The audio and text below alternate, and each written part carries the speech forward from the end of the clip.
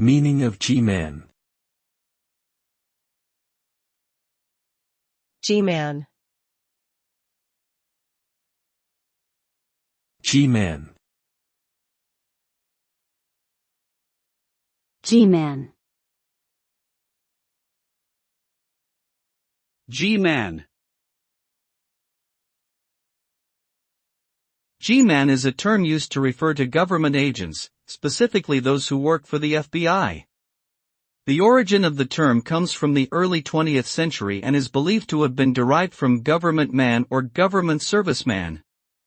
G-men were known for their efforts to combat organized crime and investigate high-profile crimes such as bank robberies and kidnappings.